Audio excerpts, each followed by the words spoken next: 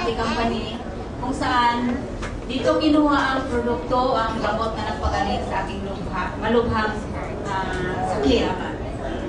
Pasensya na po kung medyo nanginginig ang boses ko, balit hindi na po ako luhaan na ipipinto sa inyo ang nangyari sa aking buhay. Ako po si Josephine Manimo from Alaminos, Pangasinan. Ako po ang isang survivor sa sakit na cancer. Ang sakit ko po ay cervic cancer, stage 3 cancer of the uterus. Ikikwento ko po sa inyo ang aking naramdaman nung hindi ko pa po nakilala ang Santi. Noong una po, ang pakiramdam ko po sa aking sarili, lagi po ako nanginginig. Umiihi po ako na may dugo na may halong lagnat. So nung parang natatakot na po ako, nagpa-check-up po ako, nagpunta ako sa doktor. Ngayon nasilip ng doktor ang may polyps. So ang advice ng doktor sa akin, dapat tanggalin yung polyps. So, pinatanggal ko po. Pagkatapos po ng, pinabiopsy ko po yun. Pagkatapos ng isang buwan po kating biopsy, ang result po ay naging malignan. Sabi ng doktora, sabi niya, masama ang resulta, malignan. So, umiyak na po ako noon. Sabi niya, dapat tanggalin natin dahil makubulok na ang matris mo. Ngayong linggong ito, dapat tanggalin natin. Sabi ko, Dok, wala po akong pera. Nahirap lang po ang buhay ko. Wala na po bang lunas? Sabi niya, wala na. So umuwi po ako, umiiyak. Sabi ko, paano ito? Wala akong, hindi ko makaya magpapera na wala akong pera. Dumaan po ang mga araw. Hanggang dumating ang araw na talagang akala ko mamamatay na po ako. Dahil hindi ko na alam kung saan nagsimula ang kirot sa aking buong katawan. Hindi ko alam kung anong sayaw na ang sinasayaw ko. Kung sinong tao na ang niyayakap ko na humihingi ako ng tulong sa Panginoon. Tawag po ako ng tawag sa Panginoon kung paano gusto ko pong pang mabuhay dahil po sa aking anak.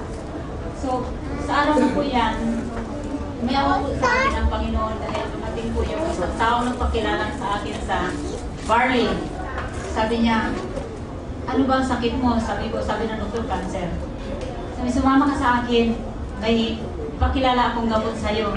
So sumama ako, kahit na parang hindi ko po kayang lumakad noon dahil talagang makirot ang pakiramdam ko, hindi ko alam. Sumama po ako, hindi ko alam kung anong nangyayari sa akin, nakikita nila ako, para akong silula at hindi ko na, wala akong pakialam sa buong mundo. Ang importante, makarating ako doon, makilala ko yung gamot, at mabubuhay ako. So noon,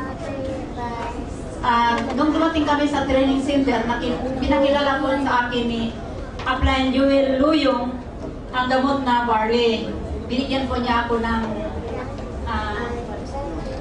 dosage kung paano po ito inumin. Ang pagbigay mo niya sa akin, yung powder, 1:1, 4 times a day. Tiniis ko po yun.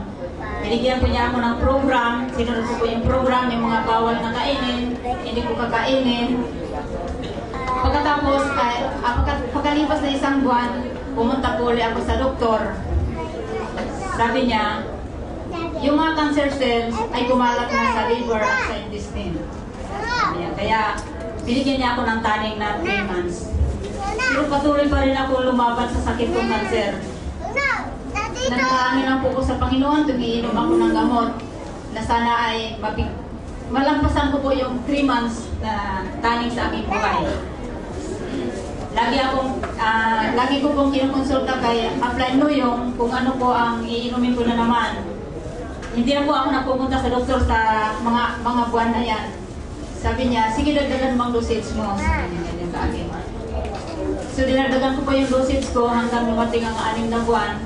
Nagpa-CT scan na po ako sa aking whole abdomen. Sa awa po ng Diyos, ang resulta po ay malinaw na po, clear na.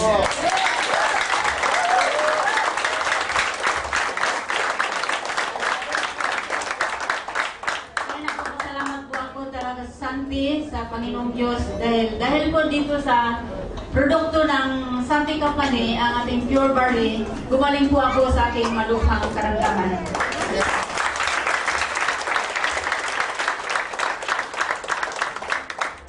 Thank you. Mga kaibigan, we're not talking a simple illness.